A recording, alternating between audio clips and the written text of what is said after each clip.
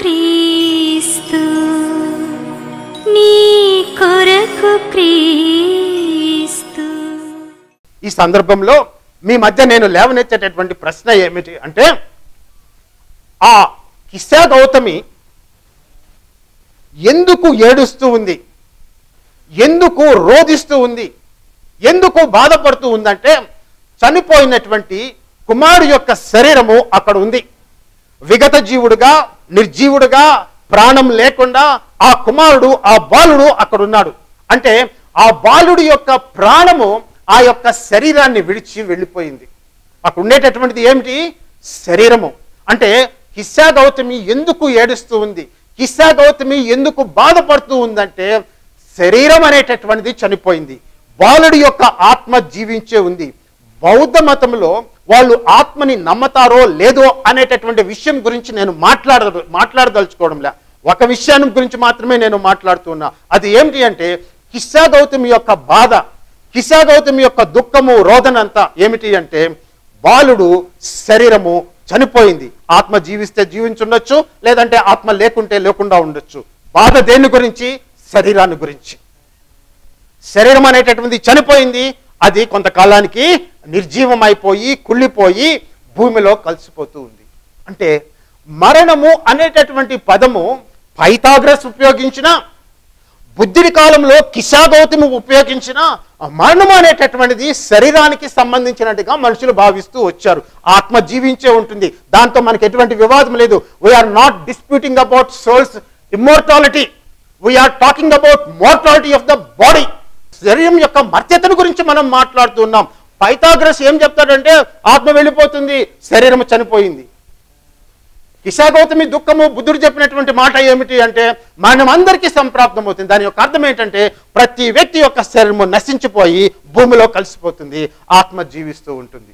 ఇప్పుడు ఆ సన్నివేశంలో నుంచి ఇంకొక సన్నివేశంలోనికి వెళ్తాం. బుద్ధుడు బ్రతికిన 600 సంవత్సరాల తర్వాత, లేదంటే పైథాగరస్ జీవించిన 600 సంవత్సరాల తర్వాత, ఇస్రాయెల్ దేశంలో ఒక చిన్న కుగ్రామంలో, బెత్లెహేం అనేటటువంటి గ్రామంలో ఒక వ్యక్తి జన్మించాడు. ఆ శిశువు పేరు యేసు. ఆయన పుట్టక ముందు అనేక ప్రవచనాలు చెప్పబడ్డాయి. ఆయన సృష్టికర్త అయినటువంటి దేవుడు అని చెప్పి ప్రవచనాల్లో చెప్పబడింది. ఆయన ఎక్కడ జన్మిస్తాడు, ఏ విధంగా జన్మిస్తాడు, ఆయన చేయబోయేటటువంటి కార్యం ఏమిటి, ఆయన ఎందుకు పుడతాడు అనేటటువంటిది, దేవుడు ఎందుకు శరీరాన్ని ధరిస్తాడు, దాని యొక్క ఉద్దేశం ఏంటి, ఆయన ఏమి సాధిస్తాడు, దానివల్ల మానవులకి కలిగేటటువంటి సత్ఫలితం ఏంటి, దేవుడు నరరూపాన్ని ధరించడం వల్ల కలిగేటటువంటి ప్రయోజనము, ఆశీర్వాదము ఏమిటి అనేటటువంటిది అక్కడ రాయబడింది. ఆ విషయాన్ని గురించి మనం మాట్లాడుకుంటాం. పైథాగరస్ గురించి మనం మాట్లాడాం, కిస్సా గౌతముని గురించి, బుద్ధుని గురించి మనం మాట్లాడాం. ఎక్కడ కూడా మరణం అనేటటువంటి దానికి పరిష్కారం అనేటటువంటిది లభించలే. ఇప్పుడు యేసుని గురించి మాట్లాడతాం. యేసు బోధ చేసేటప్పుడు ఒకానొక దినాన ఆయన ఆ ఇశ్రాయేల్ దేశంలో నాయిను అనేటటువంటి గ్రామంలోనికి ఆయన పోతూ ఉన్నాడు. గ్రామంలో నుంచి చాలా మంది మనుషులు, చనిపోయినటువంటి ఒక వ్యక్తి శవాన్ని మోసుకుని గ్రామంలో నుంచి వాళ్ళు బయటకు వస్తూ ఉన్నారు. యేసు ప్రభు లోపలికి పోతూ ఉన్నాడు. ఆ యొక్క శవము ఒక యవనస్తుడిది. ఆ శవం దగ్గర వాళ్ళు మోసుకుని పోతూ ఉంటే ఆ తల్లి హృదయ విదారకంగా ఏడుస్తూ ఉంది, చాలా దుఃఖపడుతూ ఉంది. యేసు ప్రభు దగ్గరకు వచ్చిన తర్వాత ఆ తల్లిని చూసి ఆయన హృదయము కనికరపడి వాళ్ళని ఆగమన్నాడు. ఆగిన తర్వాత వాళ్ళ దగ్గరకు పోయి ఆయన ఆ చనిపోయినటువంటి యవనస్తుడితోటి 2 మాటలు మాట్లాడాడు. శవంతోటి మాట్లాడాడు, జీవం లేనటువంటి శవంతోటి, విగత జీవుడైనటువంటి ఆ వ్యక్తితోటి, ఆ పార్థివ దేహంతో యేసు ప్రభు మాట్లాడాడు. ఏమని చెప్పి మాట్లాడాడంటే, చిన్నవాడ లెమ్మని నీతో చెప్పుచున్నాను అనేటటువంటి కొన్ని పదాలు మాత్రమే మాట్లాడు. ఆయన మాట్లాడినటువంటి మరుక్షణము ఆ చనిపోయినటువంటి వ్యక్తి, ఆ పార్థివ దేహము, ఆ శవము లేచి కూర్చొని చక్కగా మాటలాడసాగును అని చెప్పి బైబిల్లో ఆయన గురించినటువంటి మాట రాయబడింది. ఈ విషయాన్ని నేను ఎందుకు చెప్తూ ఉన్నాను అంటే, నాయను గ్రామంలో నుంచి బయటకు వచ్చినటువంటి ఆ ప్రొసెషన్, చనిపోయినటువంటి వాడిని తీసుకెళ్లేటటువంటి వాళ్ళందరూ ఏడ్చేటటువంటి స్త్రీ తల్లి దేని గురించి బాధపడుతూ ఉంది? ఆత్మ విషయం గురించి కాదు వాళ్ళు బాధపడేటటువంటిది. ఆత్మ జీవిస్తారని వాళ్ళు కూడా నమ్మేరేమో. విషయం ఏమిటి అంటే, శరీరము చనిపోయింది, ఆ శరీరం ఇంకా పనికి రాదు, దానికి జీవం లేదు. అది కొంతకాలానికి భూమిలో పాతి పెట్టబడి అది కుళ్ళిపోతుంది, భూగర్భంలో అది కలిసిపోతుంది, అది భూమిలో జీర్ణమైపోతుంది, మట్టిలో జీర్ణమైపోతుంది. ఆ కుమారుడు ఇక ఎప్పుడు కూడా ఆమె కంటికి కనిపించడు. యేసు ప్రభు వచ్చి ఆమెతో మాట్లాడినప్పుడు ఆయన చెప్పినటువంటి మాట ఏమిటంటే, చిన్నవాడా నీతో లెమ్మని చెప్పుచున్నాను అనగా వాడు దిగ్గున లేచి కూర్చున్ను. ఏం జరుగుండొచ్చు? ఆ పోయినటువంటి ప్రాణము వెనక్కి వచ్చి ఆ చనిపోయినటువంటి దేహముకి జతపరచబడి ఆ శరీరము తిరిగి లేచి నిల్చుంది. అంటే ఆ వ్యక్తి జీవించడం మళ్ళీ ప్రారంభించాడు. హిస్సా గౌతమి యొక్క వృత్తాంతము, పైథాగరస్ యొక్క పునర్జన్మ సిద్ధాంతము మీరు పోల్చుకుంటే ఇద్దరు కూడా శరీరాన్ని గురించి మాట్లాడుతున్నారు, చనిపోయినటువంటి శరీరాన్ని గురించి మాట్లాడుతున్నారు. యేసు ప్రభు దగ్గరకు వచ్చేతలకే ఆయన ఆ స్త్రీతోటి, విధవరాలతోటి, అమ్మ మరణం అందరికీ సంప్రాప్తం వస్తుంది, మానవులందరికీ మరణము సాధ్యము అనేటటువంటి బోధ సత్యాన్ని ఆయన అక్కడ ఆమెతో చెప్పడం కాదు. కానీ ఆయన చేసినటువంటి పని ఏమిటి అంటే మరణాన్ని ఆయన శాసించాడు. ఆయన మాటకి మరణాన్ని ఓడించగలిగినటువంటి శక్తి, బలము ఉంది. ఆయన మాటకి మరణాన్ని ఓడించి చనిపోయినటువంటి శరీరంకి జీవాన్ని, ప్రాణం పోసేటటువంటి శక్తి యేసు ప్రభు మాటల్లో ఉంది. నేను ఎందుకు ఈ మాట చెప్తూ ఉన్నానంటే కారణం ఏమిటి అంటే, మనము మొట్టమొదటి లేవదీసినటువంటి ప్రశ్న ఏమిటి? దేవుళ్ళు, దేవతలు అనేక మంది అవతారాలని ఎత్తడం అనేటటువంటిది అనేక పురాణాల్లో, సంస్కృతుల్లో, దేశాల్లో ఉంది. మనము లేవనెత్తినటువంటి ప్రశ్న ఏమిటి అంటే, వీళ్ళు నరులుగా జన్మించడం వల్ల మానవులకి శాశ్వతంగా నిలిచిపోయేటటువంటి ప్రయోజనం ఏమన్నా కలిగిందా అని మనం ప్రశ్న వేశాం. అక్కడి నుంచి మనం ఇప్పుడు దాకా ఇక్కడ దాకా వచ్చాం. ఇప్పుడు యేసు ప్రభు ఏం చేశాడు? ఆ మరణాన్ని శాసించాడు. ఆ శరీరము లేచి కూర్చొని జీవింపసాగింది. అంటే హీ బిగాన్ టు లివ్. దాన్ని మనము అక్కడి వరకే చూసామనుకోండి, అది నిజంగా ఒక అద్భుత కార్యమే. ఒకవేళ యేసు ప్రభు ఆ కార్యాన్ని చేసి తనకు ఉండేటటువంటి అద్భుతమైనటువంటి శక్తి వల్ల ఆయన వెళ్ళిపోతే, ఆ లేచినటువంటి వ్యక్తి, ఆ నాయుని విధవరాలి కుమారుడు కొన్ని సంవత్సరాల తర్వాత, బహుశా ఆ యవనస్తుడికి 20 సంవత్సరాలు ఉంటాయనుకుంటే, ఒక 80 సంవత్సరాల తర్వాత తిరిగి వృద్ధాప్యంలో చనిపోయి ఉండేటటువంటి వాడు. అంటే దాని యొక్క అర్థం ఏంటంటే, యేసు ప్రభువు చేసినటువంటి ఆ కార్యం వల్ల కూడా శాశ్వతమైనటువంటి పరిష్కారము మరణానికి లభించలే. లాజర్ని యేసు ప్రభు బ్రతికించాడు. లాజరు మళ్ళీ కొంతకాలం తర్వాత చనిపోయాడు. యాయిరు కుమార్తెను యేసు ప్రభు బ్రతికించాడు, మరణం నుంచి లేపాడు. కానీ యాయిరు కుమార్తె కూడా కొంతకాలం తర్వాత చనిపోయింది. ఆయన వాళ్ళని బ్రతికించడం వల్ల మరణానికి శాశ్వతమైనటువంటి పరిష్కారం ఏమీ లభించలే.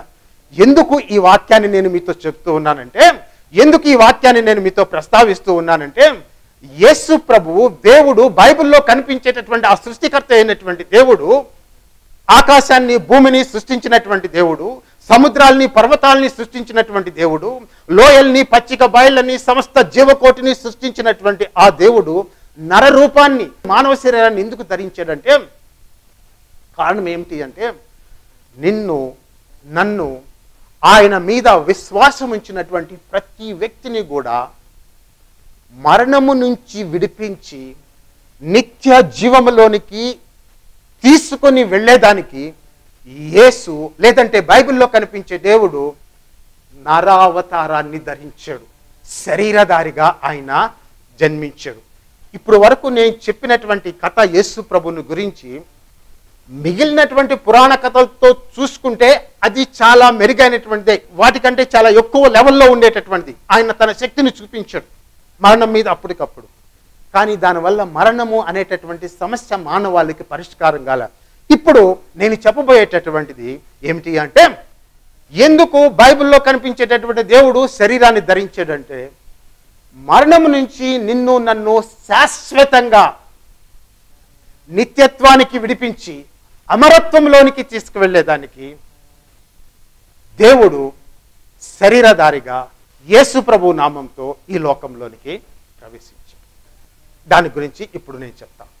ఇప్పుడు దాకా ఇవన్నీ కూడా అయిపోయినాయి. క్రిస్మస్ వచ్చినప్పుడు వార్తాపత్రికల్లో, టీవీల్లో గొప్ప గొప్ప నాయకులు, ప్రముఖులు, అధికారులు వీళ్ళంతా మాట్లాడేటప్పుడు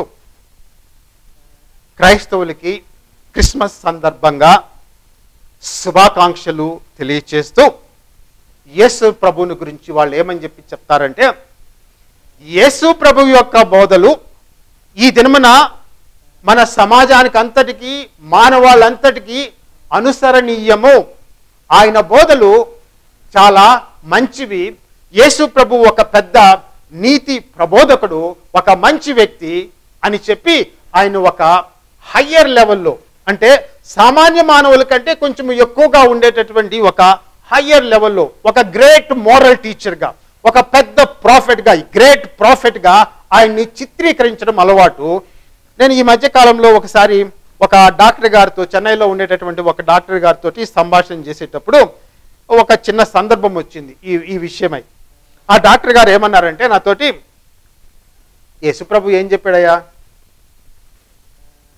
దేవుణ్ణి ప్రేమించమన్నాడు, నిన్ను వల్ల నీ పొరుగువాడిని ప్రేమించమన్నాడు, అదే కదా. ఆ డాక్టర్ గారు ఇంకా ఏమన్నారంటే,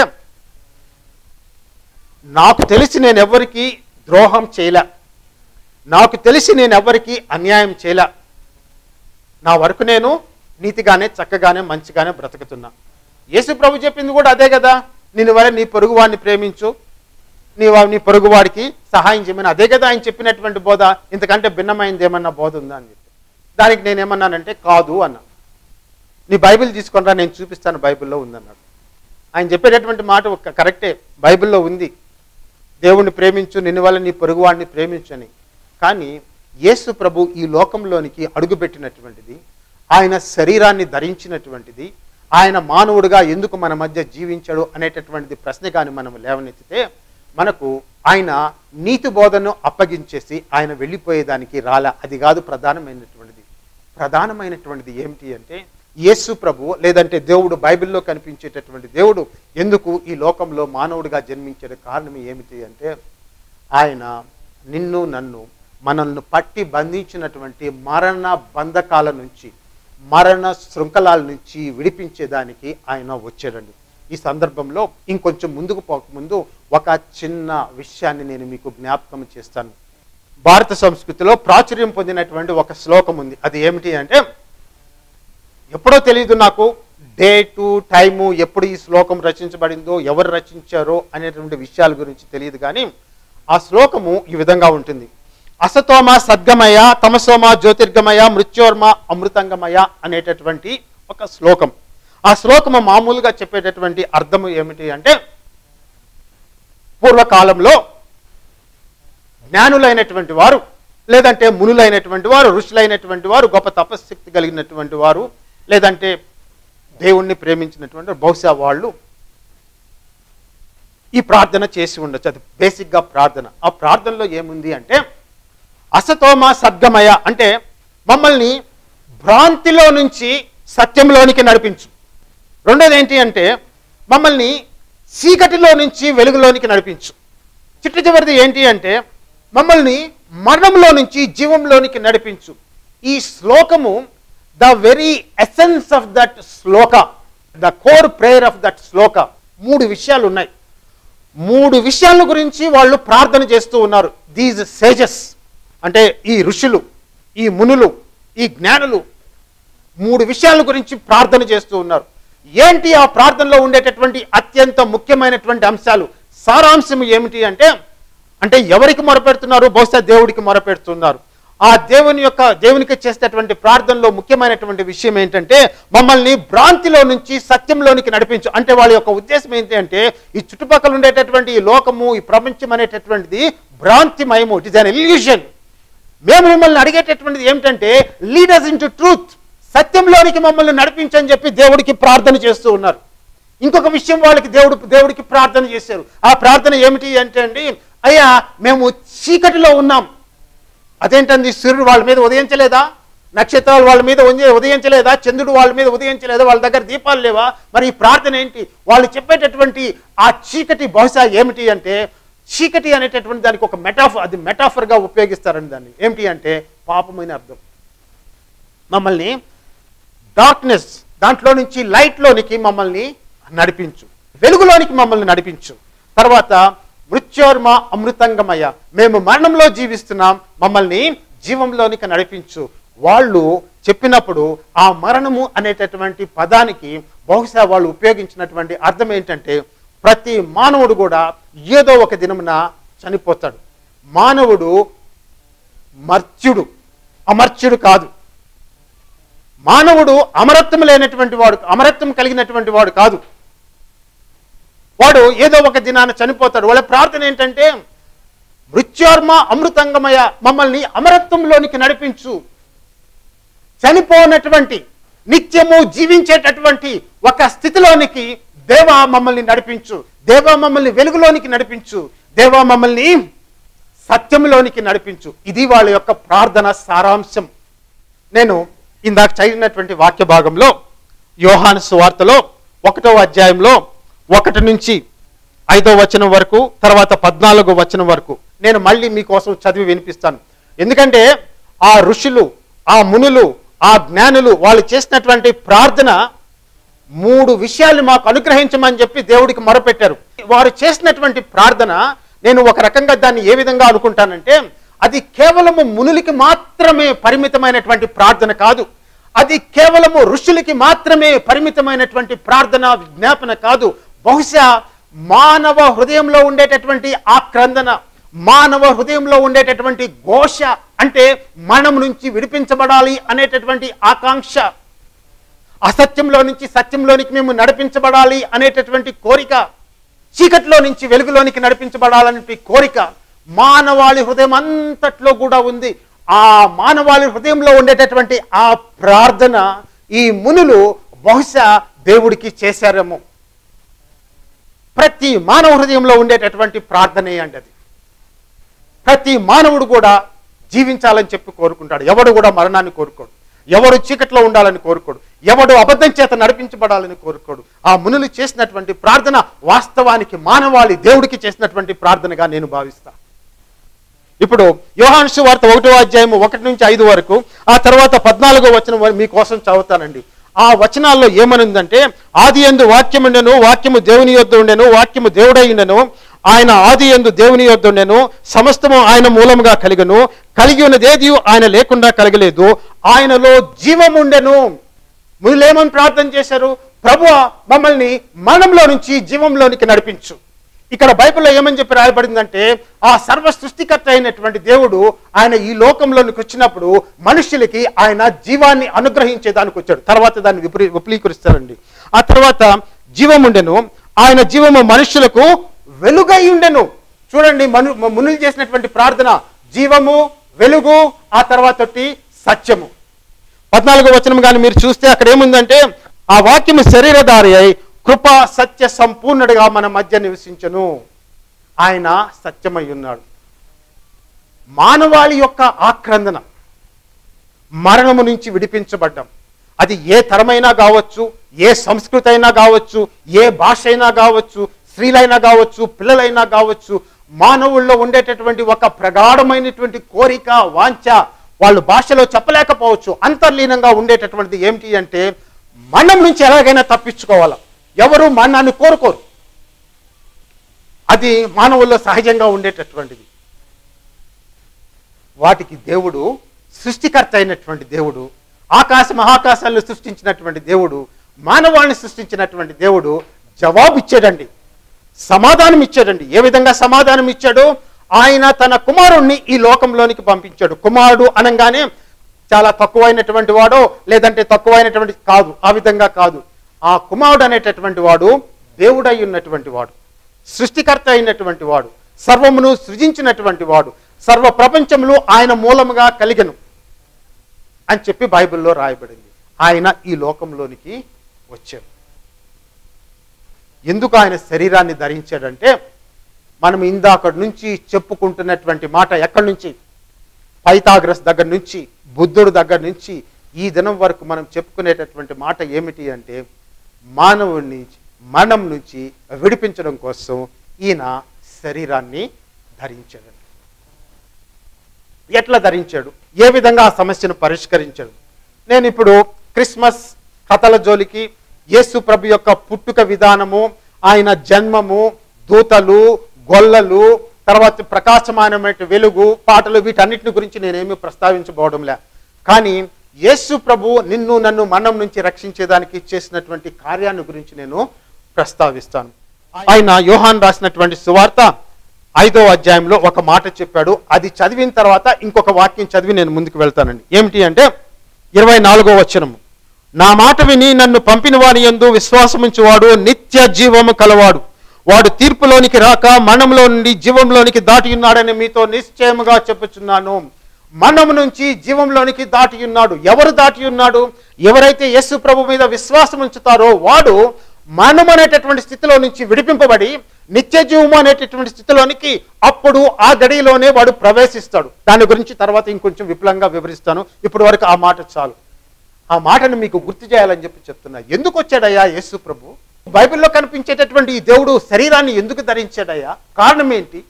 నీకు నాకు ఆయన నిత్య జీవమును ఇచ్చేదానికి ఈ లోకంలోనికి ఆయన శరీరాన్ని ధరించి ఆయన ఈ లోకంలోనికి అడుగు పెట్టాడు. మన మధ్య ఆయన జీవించాడండి. ఇప్పుడు ఏ విధంగా చేశాడు అనేటటువంటి దాని గురించి మీకు వివరణిస్తా. ఈయన ఈ సర్వశక్తి కలిగినటువంటి దేవుడు శరీరాన్ని ధరించి ఈ లోకంలో పుట్టి శరీరంతో ఆయన జీవించాడు. నీలాగా నాలాగా శరీరాన్ని రక్త మాంసాలని ధరించి ఆయన ఈ లోకంలో జీవించాడు. దేవుని యొక్క ధర్మశాస్త్రం కింద బ్రతికాడు. ఆయన జీవితంలో ఎటువంటి పాపము అనేటటువంటిది లేదు, ఎటువంటి చీకటి అనేటటువంటిది లేదు. ఆయన ఏ పాపము లేనటువంటి మహా పరిశుద్ధమగు జీవితాన్ని మానవుడిగా జీవించాడు. పాపము లేనటువంటి ఏకైక మానవుడు యేసు. మీకు ఈ సందర్భంలో ఒక మాట చెప్పి ముందుకు పోతాను. మీకు యేసు ప్రభు మీద ఏదైనా అనుమానాలు ఉంటే యేసు ప్రభుని మిగిలినటువంటి అనేక మంది ప్రవక్తల్ని, మిగిలినటువంటి అనేక మంది దేవుళ్ళని దేవతల్ని మీరు పక్కన పెట్టి యేసు ప్రభు యొక్క వ్యక్తిత్వము, ఆయన పుట్టుక, ఆయన మరణము, పునరుద్ధానం మీరు పోల్చి చూసుకుంటే యేసు ప్రభు యొక్క ప్రత్యేకత ఏమిటో మీకు అర్థమవుతుంది. ఎవరో చెప్పిన మాటలు విని యేసు ప్రభు మీద అభిప్రాయాన్ని మీరు ఏర్పాటు చేసుకోవద్దు.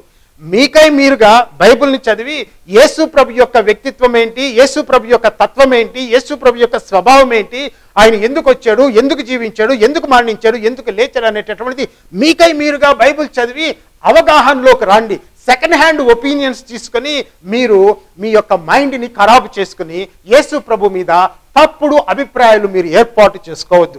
నేను మీకు చేసేటటువంటి విన్నపము అదే.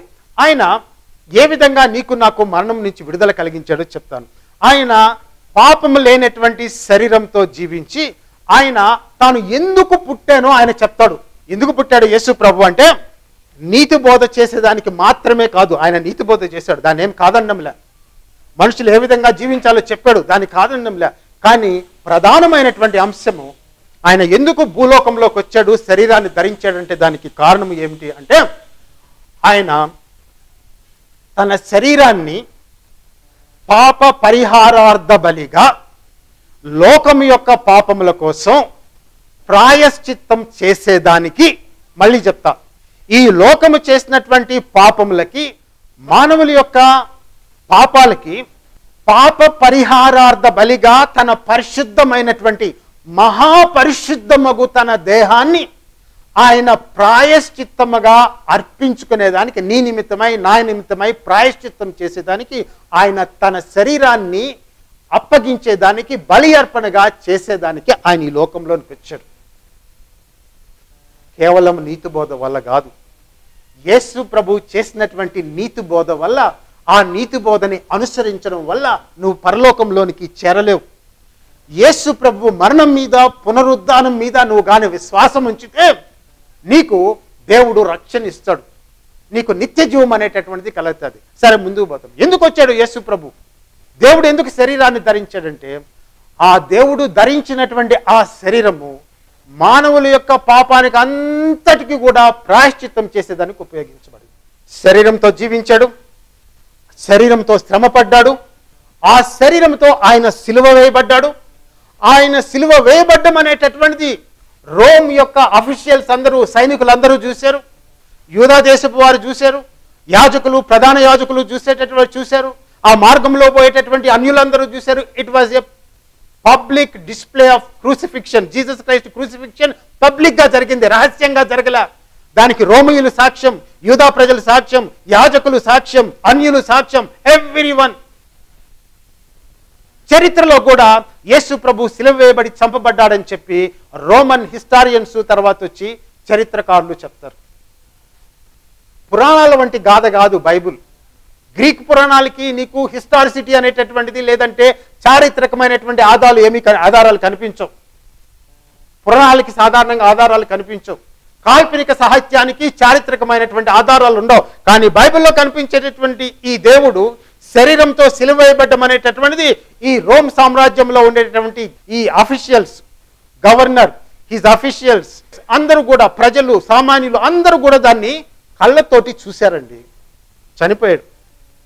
ఆయన శరీరంతో పాతి పెట్టబడ్డాడు. గుర్తుపెట్టుకోండి, నేను ఒక పదాన్ని పదే పదే ఉపయోగిస్తున్నా. శరీరంతో పుట్టాడు, శరీరంతో జీవించాడు, ఆ శరీరంతో సిలువ వేయబడ్డాడు, ఆ శరీరంతో ఆయన భూమిలో పాతి పెట్టబడ్డాడు. ఆ శరీరంతోటి మూడవది ఏమైనా ఆయన తిరిగి లేచాడు.